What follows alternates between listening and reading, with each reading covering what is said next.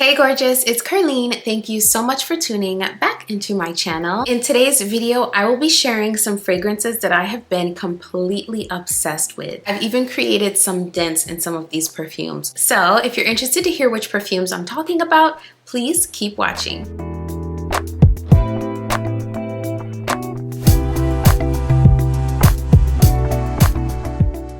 Hi friend, welcome back. Thank you so much for joining me for another video. If you're new here, welcome. Thank you so much for clicking on that thumbnail. On this channel, I talk luxury, I do review videos, I share my fragrance journey, I sprinkle in a little bit of lifestyle here and there, and there's some encouragement in every single video. So if that sounds like your thing, then go ahead and hit that subscribe button and also be sure to turn on that notification bell so you know exactly when my videos drop. All right, let's get into it. The first fragrance that I have not been able to put down is Clean Reserve's newest Whipped Cherry. This is my first fragrance from this house, and although I love the house's concept, the fragrances just didn't really pull me in before this one. I do think they have amazing scents, but I just felt like they were lacking in terms of originality as well as performance. The performance on this one is so impressive. This one is a light to moderate projecting fragrance, but the lasting power is what surprised me. This one lasts pretty much all day on the clothes. If I have it on in the morning, by the time the sun goes down, I can still smell this on myself. So I love the lasting power, but the scent is why I've been reaching for this one over and over again. It smells so good. I thought this was going to be a cherry fragrance, but I was so wrong. This is more so like a fruity fragrance. It's a little bit tropical, but it's very fluffy at the mid and towards the dry down. But then I feel like it gets a little bit sophisticated at the dry down. It's really hard to describe, but this one is so good. Oh yeah, so you get those fruits, but they're candy-like when you first spray this out. And then that whipped cream sort of accord starts to come through. And that's what I mean by this one gets sophisticated as it starts to dry down. So this one is one of those fragrances that caught me by surprise. It's completely underrated. And this is one that I have not been able to put down. It's so delicious. As I mentioned, this is a little tropical, which is totally opposite from what I was expecting. There's pineapple in here, coconut in the pineapple. Is so refreshing. It just smells so mouth-watering. You do have cherry, but the cherry is very subdued in this fragrance. It is not the star of the show in my opinion. The tropical notes are the standout notes at the opening of this fragrance. There are florals in this fragrance, but again, they're not the stars of the show. I feel like when this starts to dry down, that praline and that cream sort of like whipped accord is what really shines through. And I love this one because I don't think this one is juvenile. I think that no matter what your taste is, you'll probably be able to appreciate this fragrance.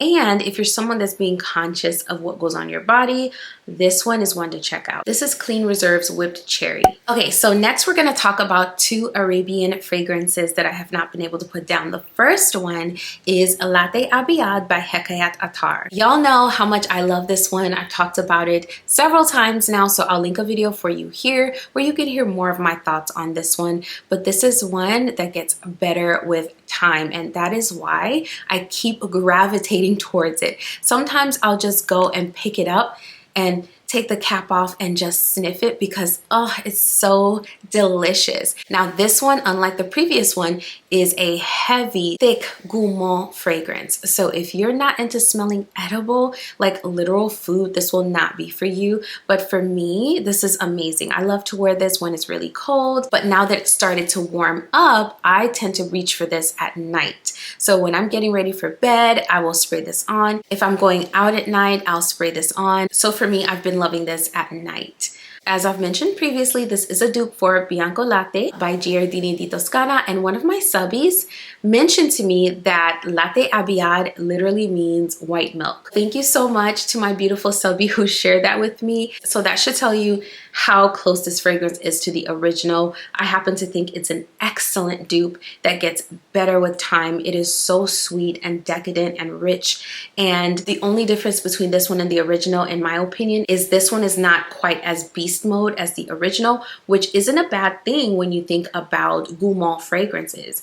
Sometimes they can be cloying or nauseating, and the fact that this one isn't as strong as the original makes it more wearable in my opinion. And at the price point, you can't go wrong. You cannot beat the price on this one. This is Lat Abiad by Hekayat Attar. This next one completely blew my socks off. I did not expect to love this one as much as I've come to love it. This is Lattafa's Victoria. This is one that is said to be a dupe for Devotion by Dolce & Gabbana. And when I first received this, I sprayed it out and I did not feel like it was a dupe. I felt like it was a similar fragrance, but not a dupe. Now that this has been sitting for about a week now, maybe a week and change, it for sure smells like Devotion. This is absolutely a dupe. However, this one is creamier and smoother. It's a little bit fluffier. There's something a little less dense about this one than Devotion. And the cloud, the sillage that this leaves behind is absolutely incredible. I'm gonna spray it out. Y'all, this is so delicious. It smells so good. In my opinion, Devotion has a gorgeous panna cotta note. And I've had panna cotta once before around the time that I picked up the fragrance. I went out to a really nice restaurant here in my city and I tried panna cotta for the first time. It was so good. It was like a thicker version of crème brûlée, like a thick custard, if you will. And I definitely feel like the original fragrance had that sort of essence, that thick custard-like note. However, in this fragrance, I don't feel like there's that thick custard present here. Instead, this one reminds me of kind of slicing through a lemon meringue pie that is coated with like ribbons of whipped cream. The scent that you would pick up from the tartness of the lemon and the creaminess from that whipped cream, that's kind of what this fragrance evokes for me. This one also feels a little bit sweeter. So overall, this one is brighter. It's a little bit sweeter, and I feel like this leaves behind a gorgeous sillage and it emits a beautiful, beautiful cloud of fragrance. It's so delicious and so much fun. This one has a very simple note list and it is different from Dolce & Gabbana. I do feel like the lemon is done similarly. However, I feel like this one is a little bit sweeter, a little bit fluffier, a little bit brighter, and perhaps a bit better when it comes to performance, projection wise. I have not been able to put this down because it's so delicious and it just puts me in such a good mood. Not to mention the bottle, in my opinion, is everything. This is Victoria by Lattafa. So before we get into the last two fragrances, I want to take a moment to thank Julianna's Perfume for sponsoring this part of today's video. They sent me over a bunch of fragrances to try, and these two fragrances are the ones that I have been reaching for over and over and over again. I've already talked about one of them before here on the channel, and in my short form content, I've already been wearing that one out. There's definitely a dent in that one, but the one I want to talk about next is a new scent profile to my nose that is so intoxicating and comforting and warm. This is like a hug in a bottle and one of the most beautiful vanillas I've smelled to date. This is Double Decadence. This one is a dupe for Ker-leen's Spiritueuse Double Vanille. I have yet to smell the original, but this fragrance has made me realize what I've been missing out on. When that fragrance is in the fragrance budget, I will definitely be picking up the original at some point. However, this one is such a good fragrance. It's a quality fragrance, and this is the most cozy and comforting vanilla fragrance I have smelled to date. Not only that, this one is long lasting. It definitely came ready to go.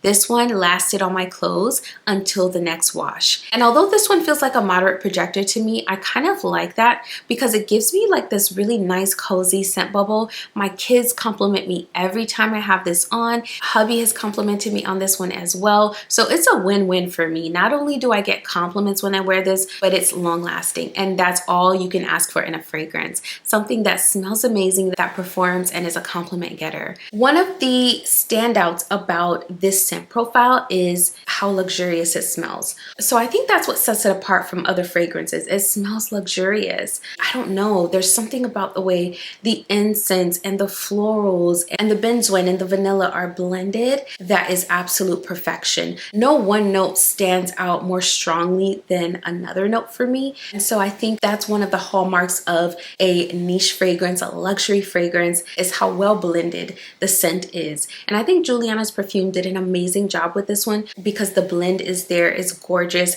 This is a hug in a bottle. On a day when you needed that hug the most, this fragrance has got you covered. This is Double Decadence by Julianna's perfume. And last but not least, y'all have heard me rave about my newest obsession. This is Fiery Goddess Sweet Lavender Milk by Julianna's perfume. This is my new pretty girl scent. It's so good, and I haven't had this for too long, and as you can see, there's already a dent because it's that good. It is so beautiful, not to mention the artwork is so cute. Kudos to Julianna's perfume for this lovely artwork, but the fragrance, the juice inside the bottle is where it's at. This is another long-lasting fragrance. This will be on my clothes until the next wash, and it also projects. It's a moderate to high projecting fragrance. It smells clean. It smells like flowers, like a realistic flower. So picture running through a field with violets and patches of lavender, and then the milkiness of it is such a comforting addition to the note breakdown. My daughter compliments me on this fragrance every time I have it on, and it's just been my go-to for when I'm going out and about, especially when I'm working out. I love wearing this because it keeps me smelling fresh and clean.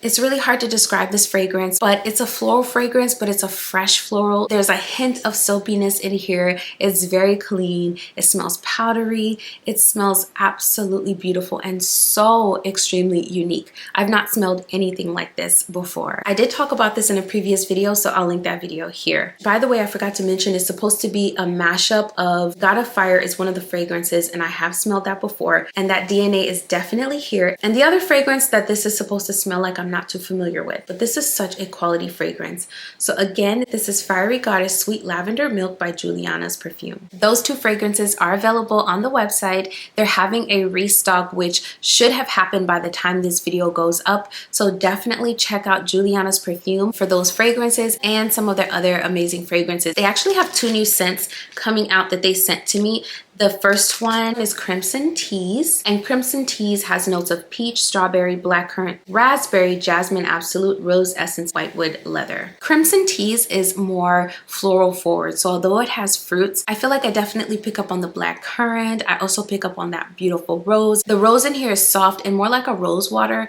and then the woodiness starts to come through, but it's indeed a white wood. It's not like a strong, dark, deep wood. It's more of a subtle woodiness that kind of makes this one smell really sophisticated. So this one's really interesting. I really like this one. And then the other new one is Candied Sunset.